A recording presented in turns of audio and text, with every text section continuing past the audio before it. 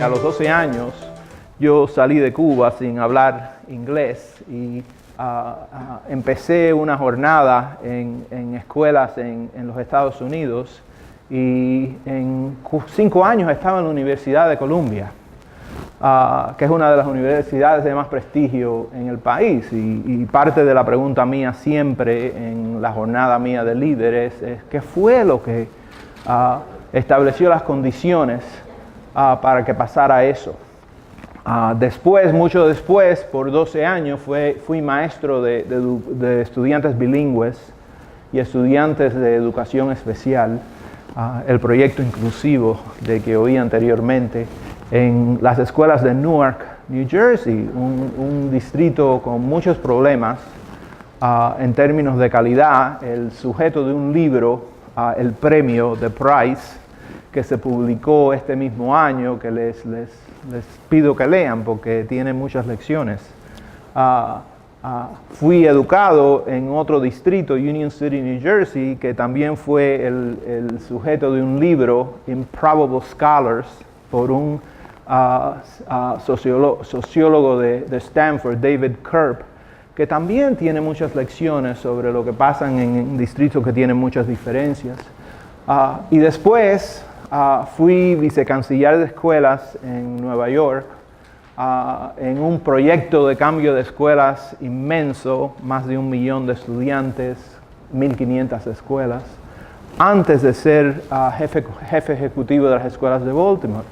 Y esa experiencia como estudiante, como maestro, como persona tratando de hacer cambios a escala en sistemas escolares, es lo que informa las palabras que voy a decirles hoy en términos de cuál es la experiencia de las escuelas donde yo he tenido un rol, una responsabilidad en términos de grandes cambios de reforma para el mejoramiento de las escuelas. Y si tiene resonancia, fantástico. Si no, parte de lo interesante es por qué no. Voy a hablar un poquito del caso de los Estados Unidos, porque yo tengo mucha certidumbre de ese caso, no tengo certidumbre de las preguntas en Chile. Voy a hablar un poquito del propósito, el valor público, la definición del problema de rendimiento, que yo creo que ustedes están ahora en ese tipo de diálogo. Voy a hablar también de teorías de acción, de estrategia y de los retos de la implementación.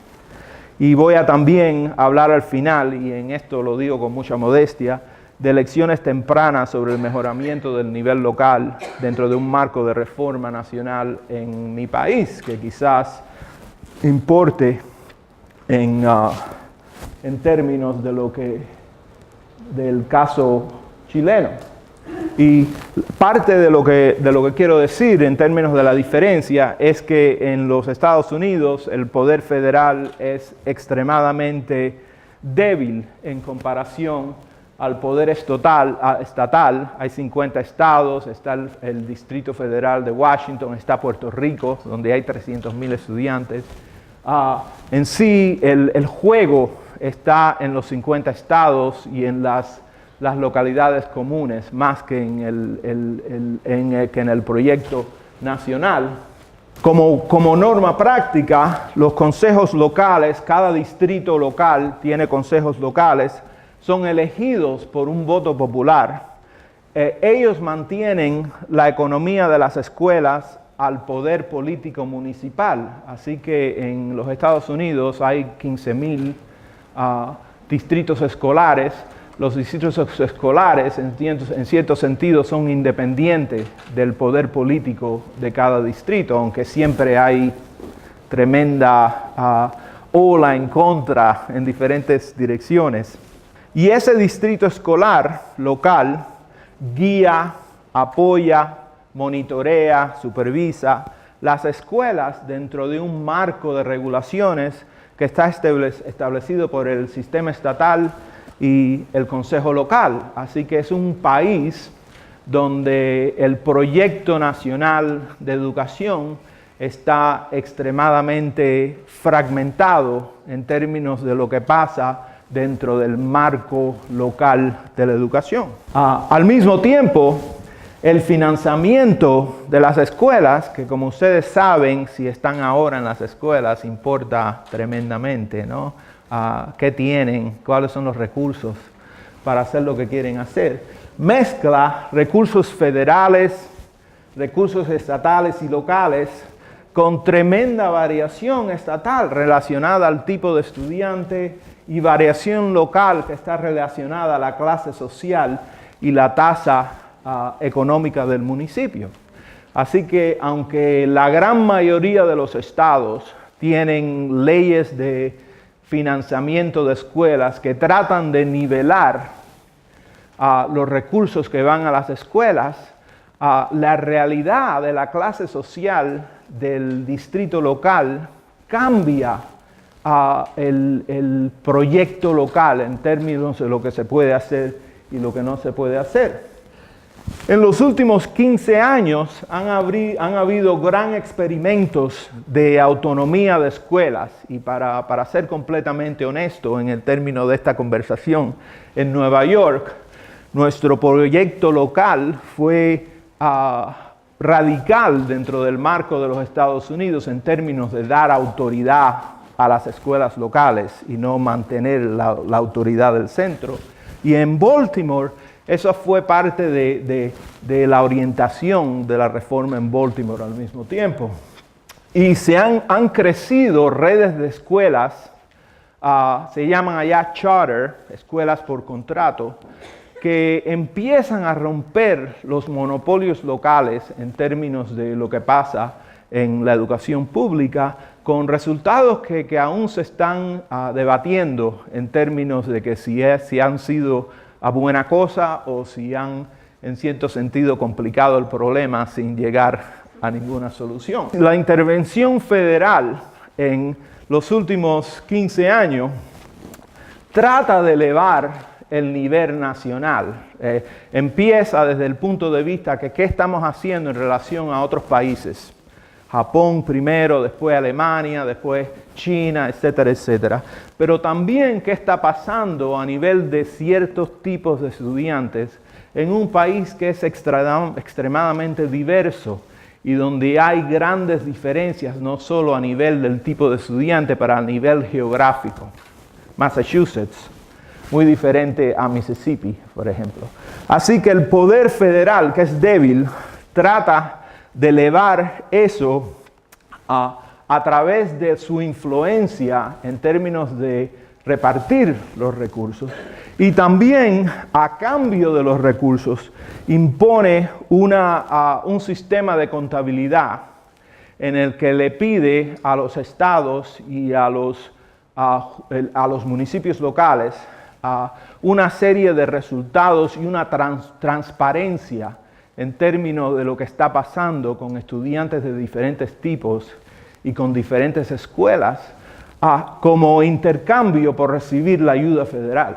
Y lo que pasa a través de la nación es que los estados empiezan a cambiar sus leyes para poder calificar por la ayuda federal, en manera de que en cierto sentido, desde el 2003 hacia, vamos a poner como al 2014, se impone un sistema con una cierta coherencia en términos al marco de resultados, pero con gran incoherencia en términos de los procesos a nivel local y a nivel estatal. Ahora, ¿qué pasa? ¿Cuáles son los resultados? Y esta idea de cuál es la evidencia y por qué nosotros tomamos las decisiones que tomamos a nivel de las escuelas importa mucho, ¿no? Porque todo está en referencia a una meta, como dijo Patricio anteriormente. Así que lo que vemos es que entre el 2003 y el 2013, cuando miramos a los resultados en una prueba nacional que se llama NAEP, N-A-E-P, que no se administra a todos los estudiantes, se administra a pequeños, a totales de estudiantes, grupos de estudiantes en la nación, pero donde participan todos los estados en el 4º y en el 8º grado, y que se se administra sin consecuencia ninguna. Esta es una prueba que no está vinculada de ninguna forma a lo que pasa con los estudiantes, lo que pasa con las escuelas, lo que pasa con los profesionales, lo que pasa con los sistemas. Es solamente para saber qué estamos haciendo. Así que en cierto sentido no está vinculado ni a los currículos locales, porque allá, en diferencia a Chile, cada estado tiene un currículo diferente, ¿no? Lo que vemos es que a través de estos 10 años, en lectura en 4º grado y en lectura en 8º grado, los resultados suben. Y no solo suben, sino que suben más en las escuelas en las ciudades, donde se concentran los estudiantes más pobres y de más diversidad étnica y de nacionalidad que en la nación en total, ¿no? Entonces uno mira eso y dice, bueno, algo está pasando que mejora. Cuando vemos a matemática, lo mismo. Si tuviera 2 horas, estuviéramos 20 minutos discutiendo esto, ¿no? Pero en la única medida que tenemos de cómo están haciendo los diferentes tipos de estudiantes en la nación, lo que vemos es un patrón de mejora en esos 10 años. Cuando vemos el porciento de incremento, vemos también que la nación está subiendo, pero las ciudades grandes están subiendo más todavía. Cuando desagregamos los resultados por una serie de ciudades que se prestan voluntariamente para hacer medidas, que son estas grandes ciudades que ven aquí, lo que vemos es que en esos 10 años, la única ciudad que no hace progreso es Cleveland, en el estado de Ohio. Me alegro mucho de decir que Cleveland avanzó en el último examen, que no está aquí. Pero lo que vemos es una historia de avance, como el averaje en términos de puntos de escala sube por 4 puntos en la nación, pero Atlanta 18 puntos, que es más de media deviación estándar en términos de las curvas de estadística. Lo mismo pasa con lectura en el 8º grado, lo mismo pasa con matemática en el 4º grado, lo mismo pasa en matemática en el 8º grado. Así que si uno está mirando, si la meta es subir los resultados de los estudiantes, y si la meta es subir los resultados de los estudiantes que tienen más necesidad, que están concentrados en lugares como Atlanta, Cleveland, New York, uno está diciendo, bueno, el proyecto nacional está trabajando. No sé si sería igual en Chile si la gente pensara de la misma manera. No. Ahora, ¿qué es lo que pasa? Pues 10 años después, el proyecto nacional para, y para por oposición política al sistema de contabilidad al nivel local, sobre todo por actores internos en los distritos locales, por grupos de maestros y organizaciones representando intereses variados. Y eso resulta en un cambio en la ley federal, la ley de ahora, que debilita ese marco de contabilidad y que reconoce al poder de los estados en especificar sus estrategias de mejoramiento. Así que hasta el año 2013, el poder federal no le daba a los estados órdenes, pero había una percepción de que se tenía que avanzar dentro de cierto marco. La ley nueva explícitamente dice no. Son los estados los que tienen que hacer la mejora. Y el marco de contabilidad cambia. Al mismo tiempo, y parte de la razón por la que surge eso, hay un argumento, y en cierto sentido tiene resonancia para mí cuando oigo a Juan Eduardo hablar del arte y de la educación física, y creo que podía haber hablado de la ciencia, por ejemplo. Hay un argumento que los marcos de contabilidad que han estado en existencia entre el 2003 y el 2013 son muy estrechos, que es todo sobre la matemática y la lectura, y de que están como poniendo fuera de la meta central todas las maneras en que los estudiantes aprenden. Así que hay algo que tiene que ver con el contenido de la instrucción, que también proyecta problemas técnicos de medidas, porque se está diciendo, estas escuelas están haciendo bien, estas escuelas están haciendo mal, y hay grandes argumentos que las medidas no son justas, que no han sido investigadas de manera apropiada, y esto es muy importante, y voy a regresar a ello después, que el tiempo de realizar cambios en los procesos de las escuelas no es apropiado para el tiempo que se necesita para aprender las cosas de manera nueva. Y esto es algo que es sumamente importante desde mi punto de vista de marciano, ¿no? De lo que está pasando en Chile, esta idea de qué pasa en el diseño y qué pasa en lo que se le pide a las escuelas o a los niveles de intermedio en comparación a lo que se necesita a nivel local, dado las habilidades o la cultura de un nivel local en términos de cambiar la manera de actuar. Continúa la variación de los estados y las localidades en procesos y resultados, así que, como dije anteriormente, en términos de este tipo de examen, Massachusetts tiene resultados de 30 puntos más que un estado como Alabama o Missouri. Así que extremos en el rendimiento nacional que pide preguntas de qué está pasando en términos de este proyecto de imaginación nacional. Y en averaje continúa la relación entre los resultados educacionales y la clase social de la comunidad. En averaje.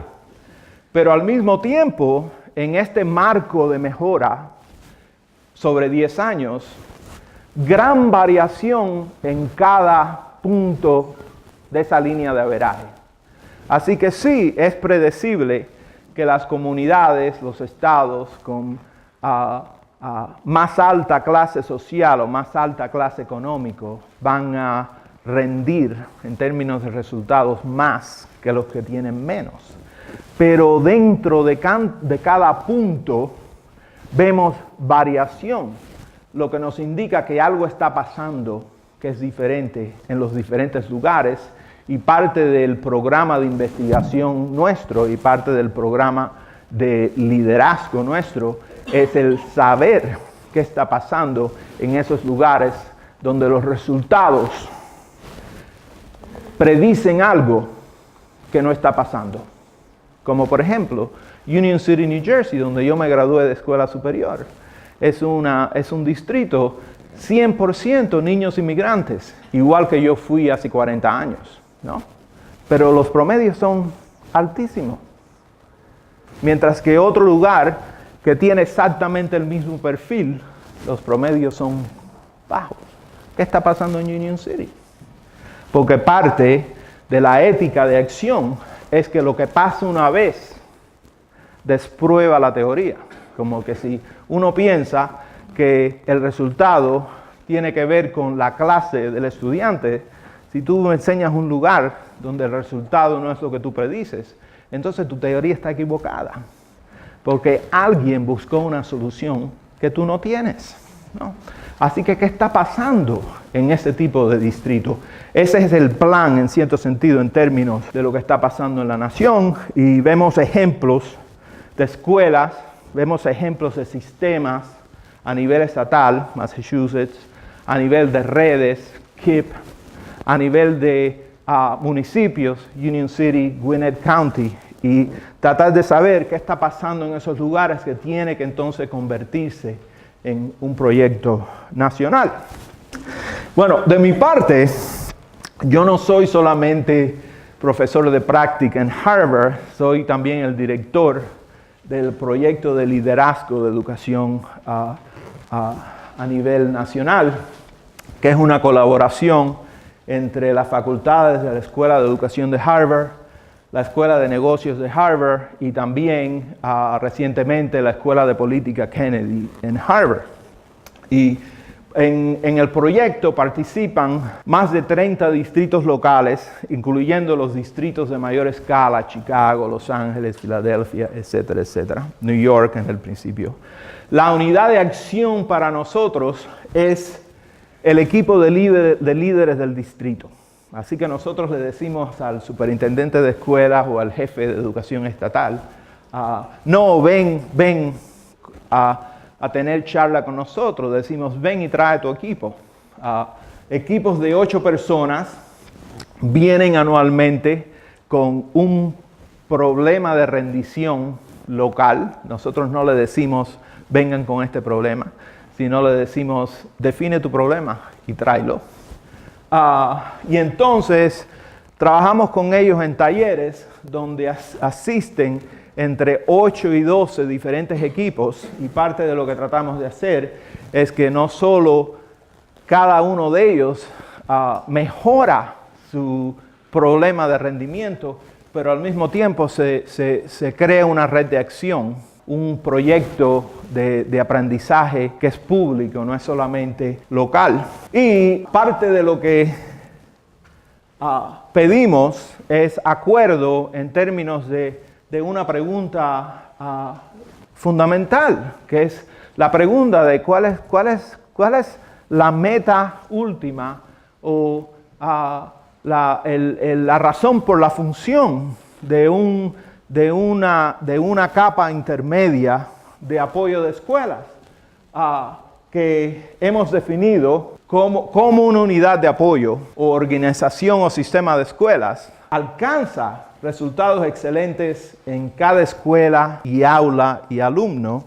Y tan importante como eso es cómo se convierte esa práctica y esos ejemplos excelentes o ejemplares a prácticas y procesos que son comunes y habituales. Y en cierto sentido, en términos de lo que están pensando ustedes y lo que tiene que pasar en cualquier sistema de escala donde hay más que una escuela, es cómo esto se pone en acción. Porque cualquier sistema tiene que ser definido por el lugar donde no hay rendimiento. Si el sistema es sobre excelencia y es sobre igualdad y equidad. Al mismo tiempo, y es algo que voy a virar después en la presentación, es la idea de que ¿qué significa esto en términos de las capacidades de las personas, no solo a nivel de liderazgo, pero a nivel de lo que existe en las escuelas en términos de la imperativa del cambio. Y parte de lo que hemos visto a través del tiempo es que en todos los sistemas escolares donde estamos trabajando, donde que estamos estudiando, que estamos midiendo, donde estamos tratando de aprender de lo que está pasando, vemos que si venimos del punto de la pregunta primera de Patricio, que es cuál es el importe a lo que está pasando en el aula. Si creemos que lo que más importa es la interacción entre el maestro, el contenido y un grupo de estudiantes, ¿qué está pasando fuera del aula en términos de una serie de estrategias y una serie de instrumentos de influencia? Y lo que vemos es que en la mayoría de los distritos que estamos estudiando, hay varias teorías de acción en práctica. Que el nivel central, el nivel que define el propósito, dice que hay una teoría de acción. Dice que hay una lógica, que estamos haciendo estas cosas por esto. Pero cuando uno se profundiza y empieza a hablar con directores de escuelas, con personas de diferentes departamentos, con la comunidad, lo que vemos son diferentes modelos de lógica que están en sí ordenando la manera en que la educación se manifiesta y la manera en que las personas definen sus propios problemas de rendimiento. Y entonces parte de lo que nosotros estamos enfatizando en términos de los sistemas escolares es de qué manera se empieza a desarrollar una lógica de acción que es común al sistema. ¿Cuál es el trabajo que tiene que hacerse para que eso pase? ¿Cuál es la estrategia que entonces se desarrolla para manifestar esa teoría de acción? Y qué se hace en términos de los diferentes instrumentos que tiene cualquier líder para cambiar el trabajo de las escuelas, que tiene que ver con la estructura, y mucha de la conversación de hoy en el taller es la estructura, ¿no?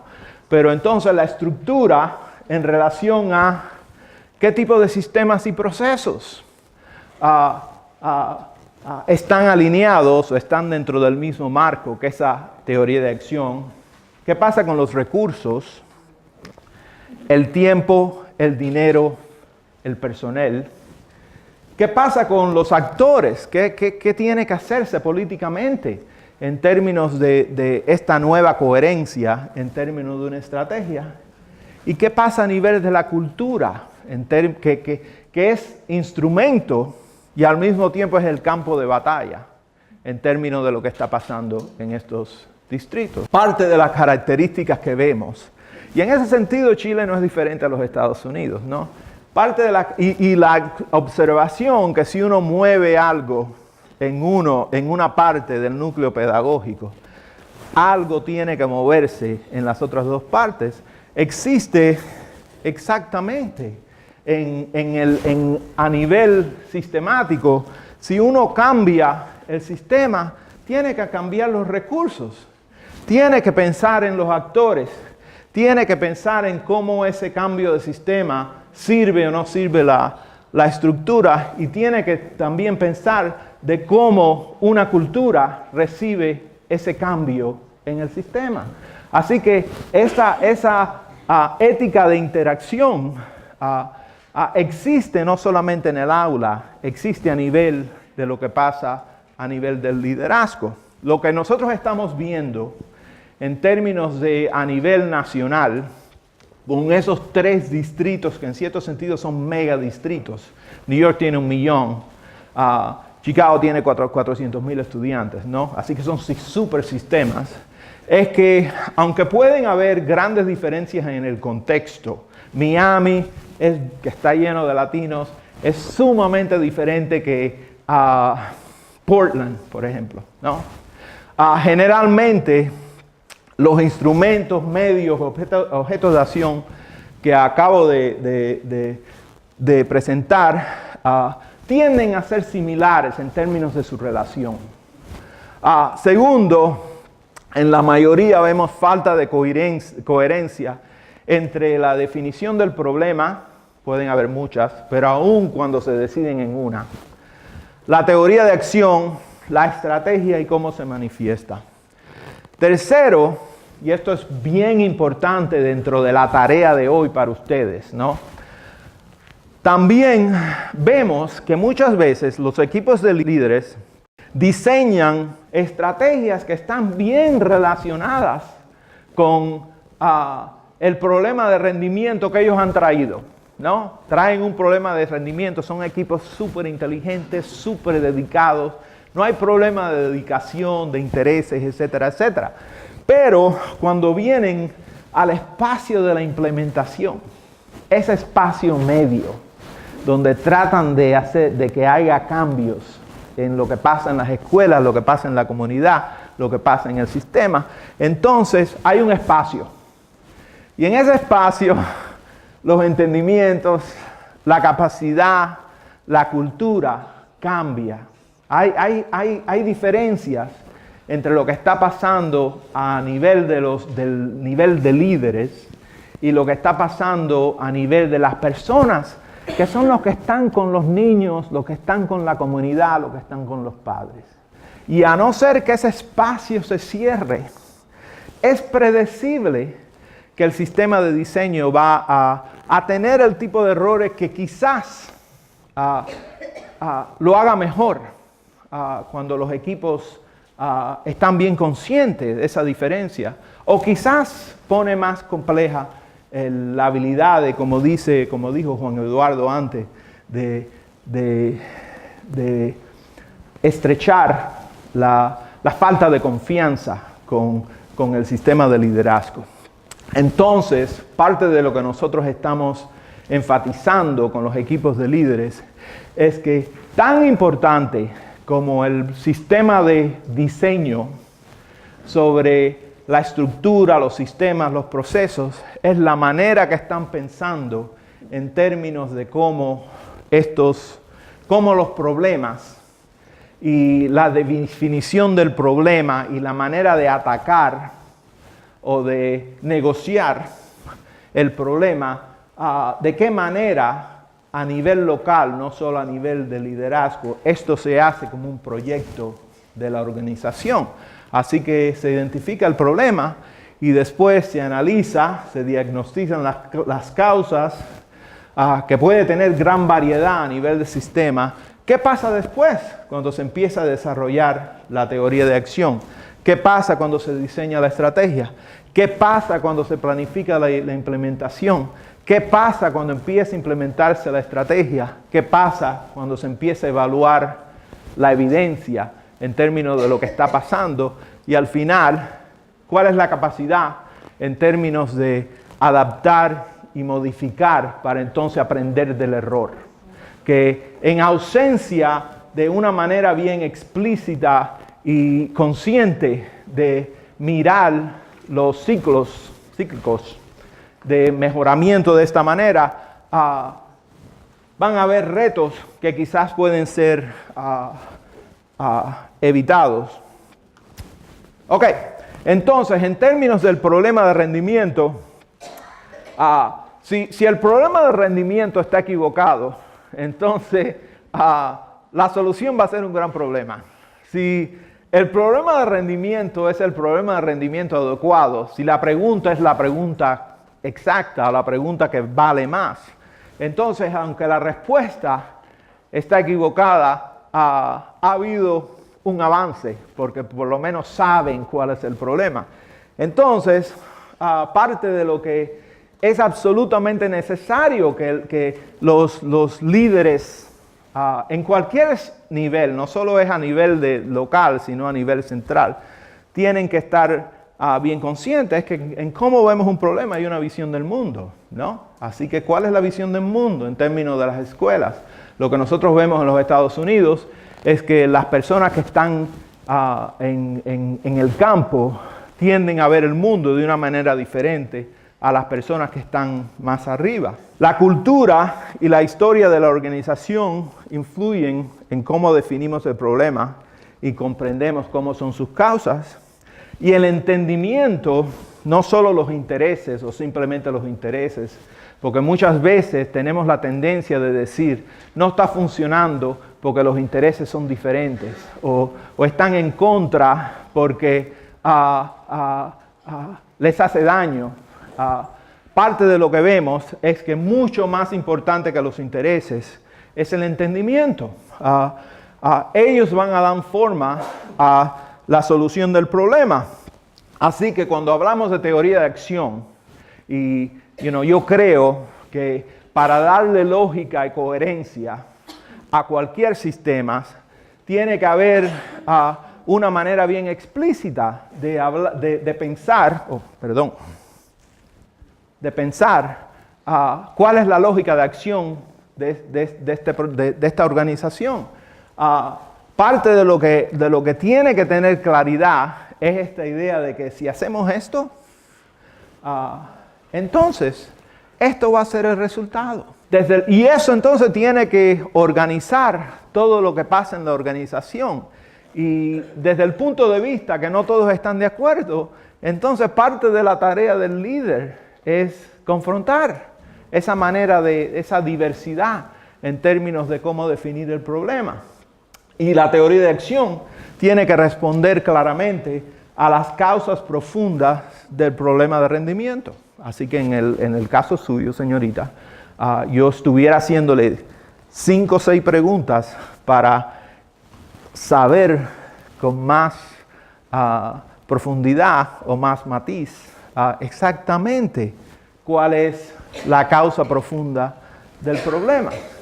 Lo que vemos en términos de muchas iniciativas de acción es que esa dinámica de entendimiento que dije antes, de capacidad e interés, que influye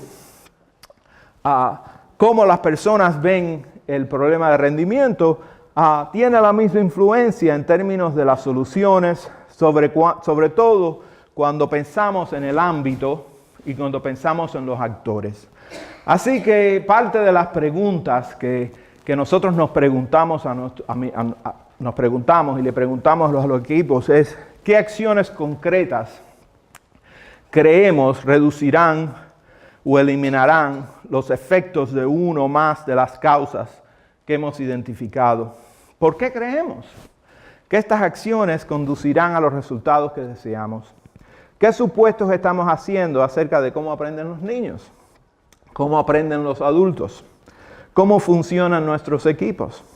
Sobre el contexto o el medio ambiente, sobre nuestros estudiantes y nuestras familias. Y podemos hacer 20 preguntas más.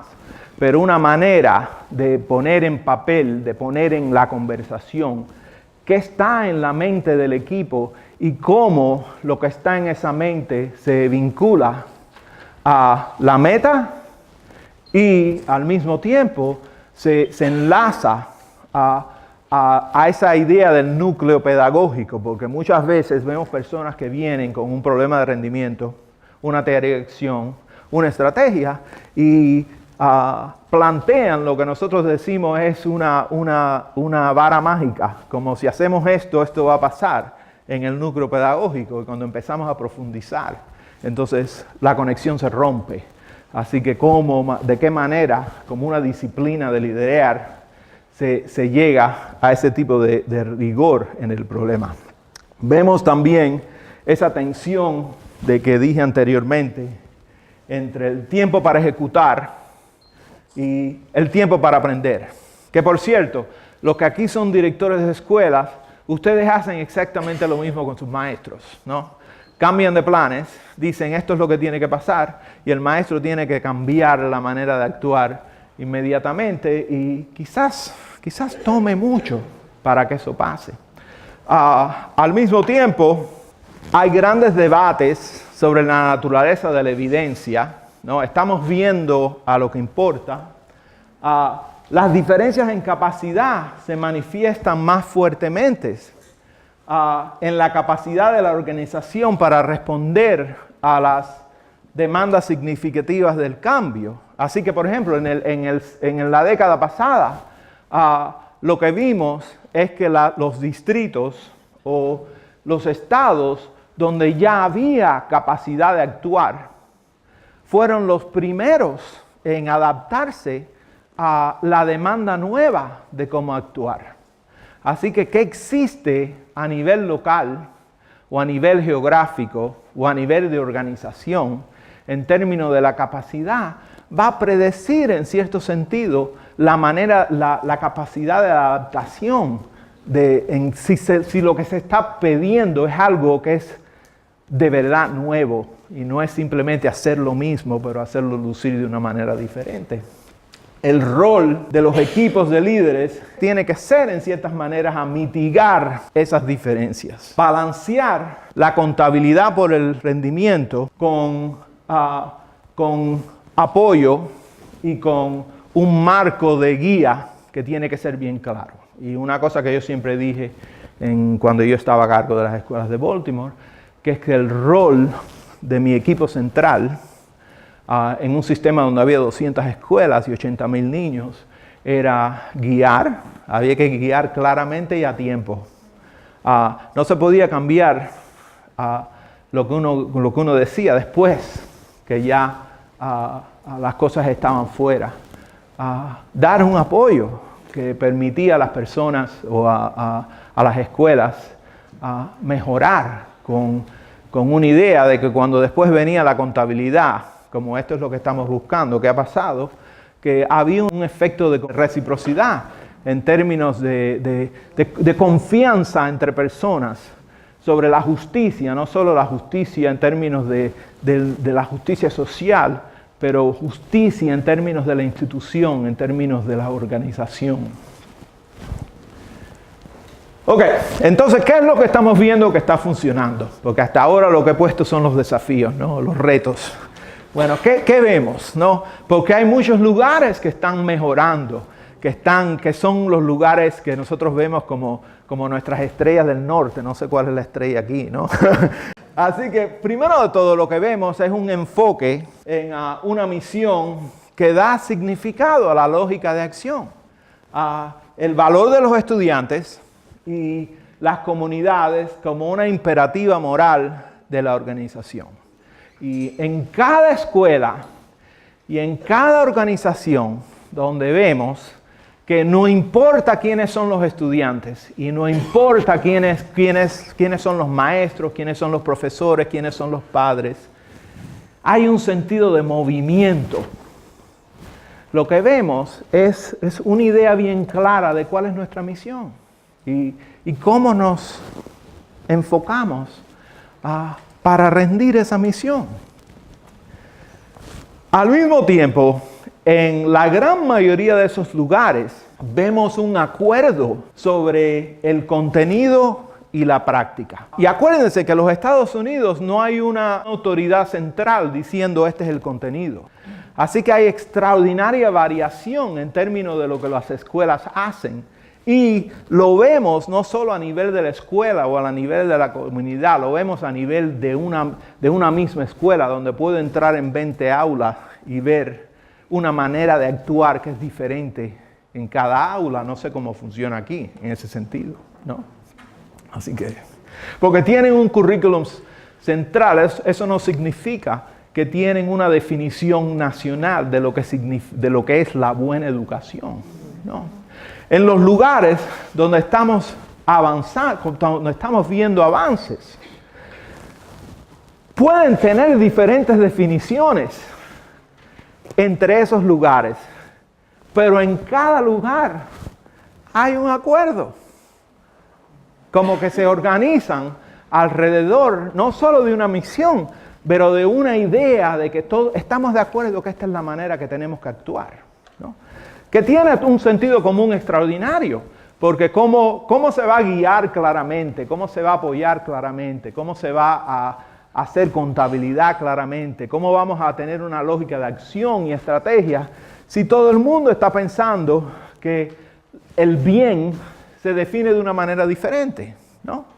Así que, ¿qué significa esto a nivel de sistema? Eso se lo voy a dejar a ustedes debatir en el taller. Pero es lo que estamos viendo, ¿no?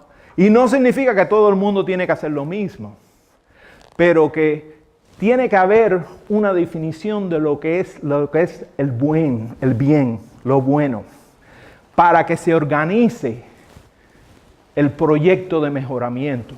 En algunos contextos están como sumamente enfocados en hay que tener fidelidad de ejecución. Yo nunca he sido un partidario de la fidelidad de ejecución. Porque yo creo que las escuelas inventan, no solamente ejecutan, ¿no? Uno entra a una escuela, tienen 20 historiales diferentes a la otra. Es predecible que lo que va a resultar es diferente, ¿no? En otros lugares, flexibilidad en términos de la práctica, pero siempre con el enfoque a qué significa esto en términos de la práctica en el núcleo pedagógico. El uso de resultados de pruebas, que en los Estados Unidos, como ya les dije anteriormente, resultó bien polarizador, ¿no? Algo bien político. Pero el uso de resultados de pruebas, no solo como parte de un complejo de evidencias para juzgar o para evaluar, sino como algo que es necesario para modificar la práctica. Lo que significa que lo que se hace con esas pruebas Y la manera en que se le da y se reciben al nivel de la escuela tiene que cambiar radicalmente. Porque si tú estás esperando a julio o a junio a darle a una escuela el resultado de los estudiantes, ya esos estudiantes se fueron. Ya no es parte de lo que los maestros creen que son suyos.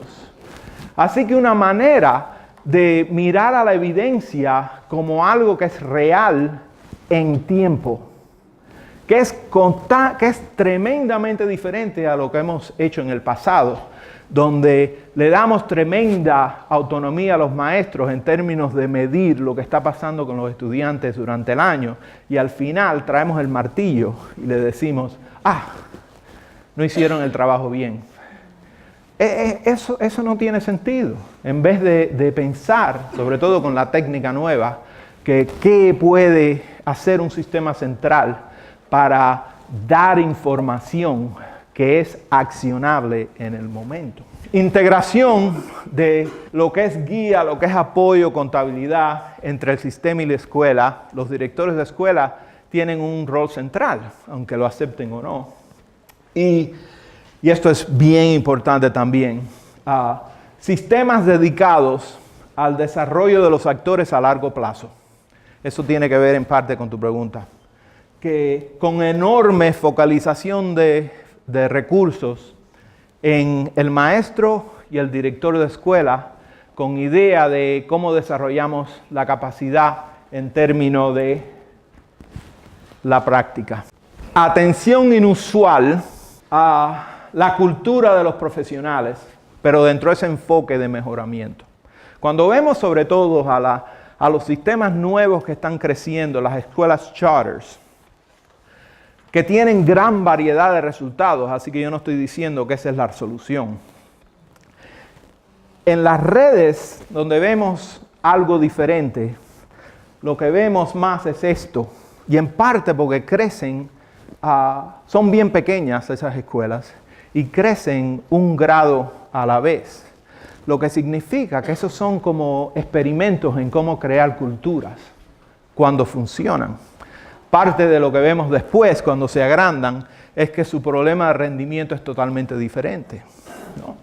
Vemos un acuerdo sobre cómo se manifiesta lo que yo llamo el núcleo de liderazgo. Como que nosotros hablamos siempre del núcleo pedagógico, ¿no?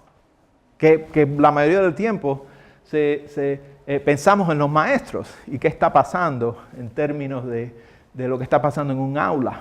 Pero a nivel del sistema, ¿no? ¿Cuál es la gramática del liderazgo? ¿Cómo las personas deben estar usando su tiempo? ¿Cuál es la expectativa de lo que de cada cosa que se le está pidiendo a un líder en relación a una meta, ¿no? En esos sistemas está bien claro.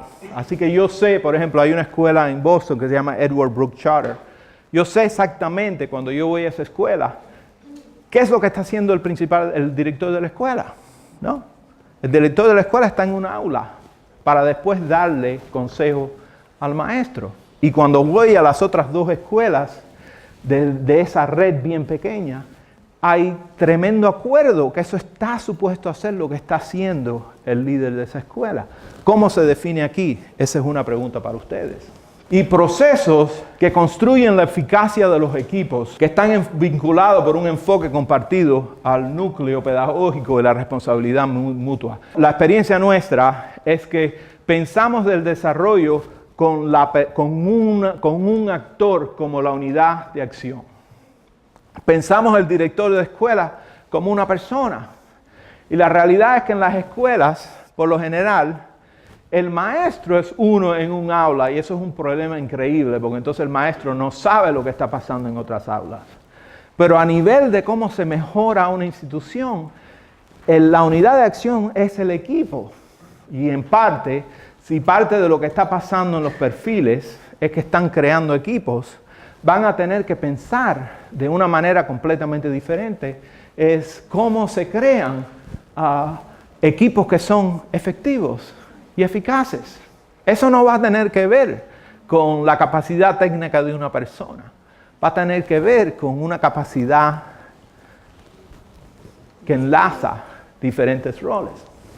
Quería, ya llegando al final, regresar a esta idea del deber cívico, que también parte de lo que estamos viendo en estas organizaciones o escuelas que están mejorando es un marco de relaciones humanas que cataliza lo que está pasando y que lo que vemos es que los líderes, y yo creo que los jefes ejecutivos, esta red intermedia que ustedes están pensando, y si no es esta red intermedia, es lo que tiene que estar pasando a nivel local, están construyendo una visión compartida de lo que tiene valor público en la educación. Como que con una visión compartida, entonces lo que es posible a nivel de la escuela, a nivel del municipio, a nivel de la nación, cambia.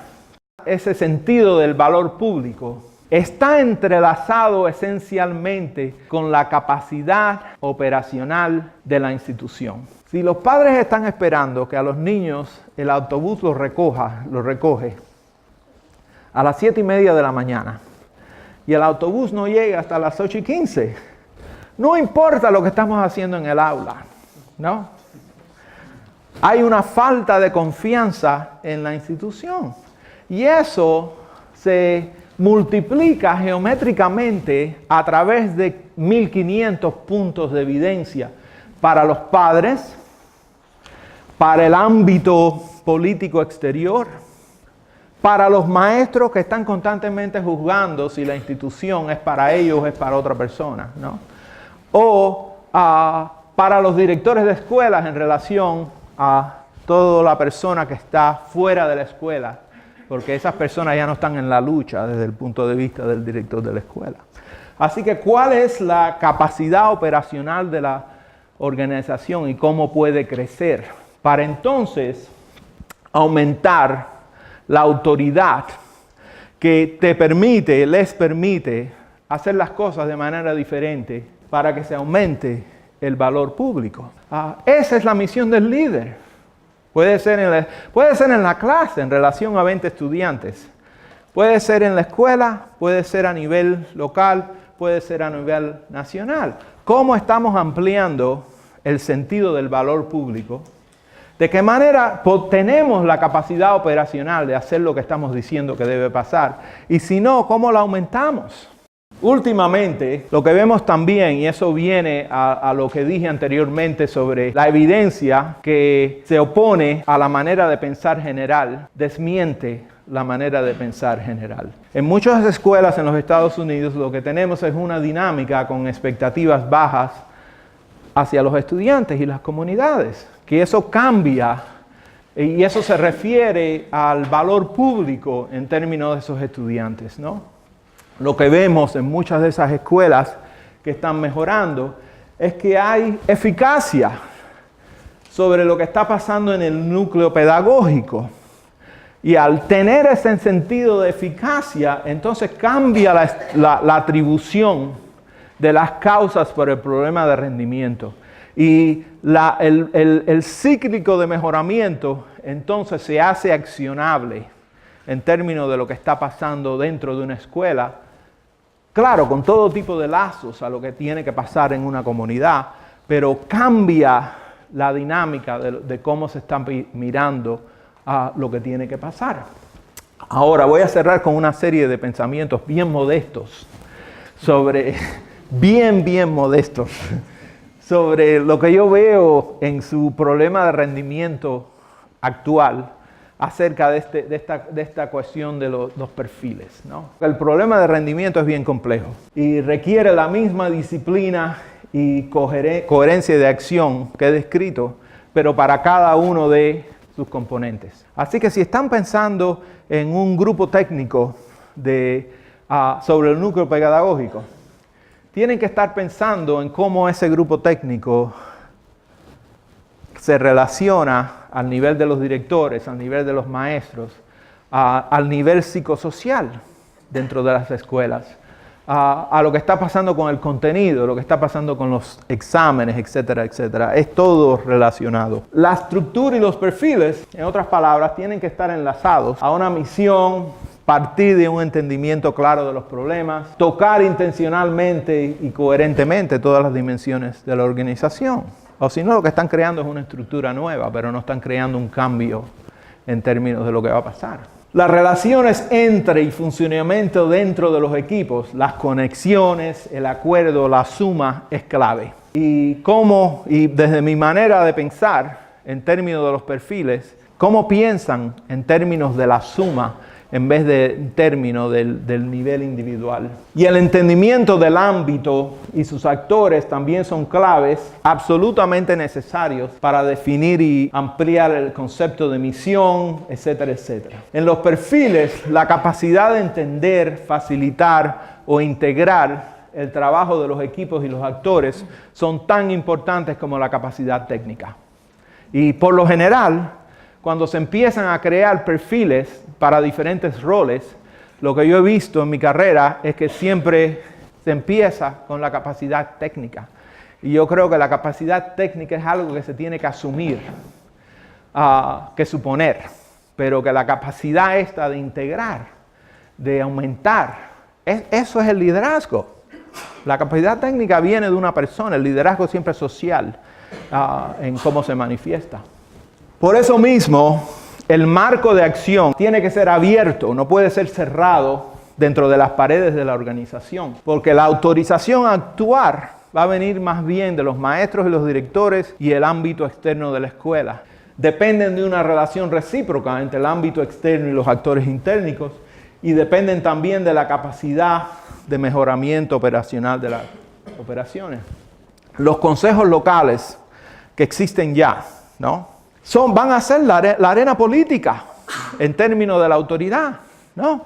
Así que si ellos van a ser el campo de acción que va a establecer el valor público y el ámbito de autoridad, entonces, ¿cuál va a ser el apoyo de los equipos en ese terreno? ¿Y cómo van a estar pensando ustedes de mejorar la capacidad de los consejos locales?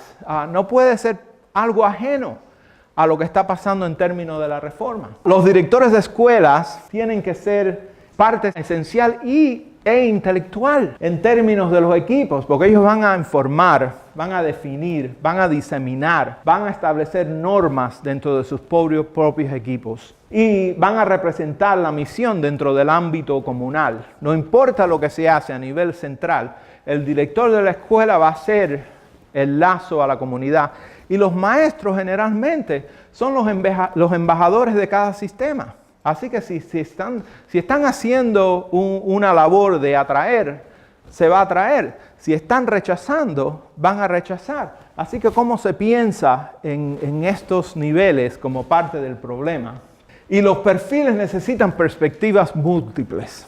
El rol técnico individual, claramente, el rol adaptivo con otros actores y el ámbito. La vista tiene que ser desde el sistema, desde la escuela, desde el aula, desde la familia y de la comunidad. Si no, van a tener lo que nosotros decimos un job description y no un perfil de lo que significa ser un líder. Estas cosas van a ser bien difíciles de poner en algún perfil, que es que hay una serie de metas dentro del proyecto de mejoramiento que importan, pero que son difíciles de marcar. Como por ejemplo, cómo se influencia el núcleo pedagógico en toda dimensión de la organización. Cómo se desarrolla la capacidad de los actores internos. Cómo se entienden las diferentes modas de evidencia para poder establecer sistemas y procesos que aumenten la capacidad operacional. ¿Cuál es el sentido o intuición del líder en un complejo de gran incertidumbre? ¿No? ¿Cómo se pone eso? ¿Cómo se mide eso dentro de un perfil? Pero yo creo que es extraordinariamente importante porque los grandes líderes no tienen tiempo de estudiar las cosas. Están constantemente actuando dentro del momento. Así que un sentido de conexión, de intuición, es sumamente importante. ¿Cuál es la habilidad y estabilidad emocional de estos líderes que les permite modular en relación a otros, sobre todo los que no están de acuerdo con él o ella, ¿no? Yo creo, desde mi punto de vista, que la modestia y la abnegación personal son sumamente importantes, pero al mismo tiempo hay que tener certidumbre y valor en relación a una misión. Si no, tú eres un líder político, no eres un líder con una misión.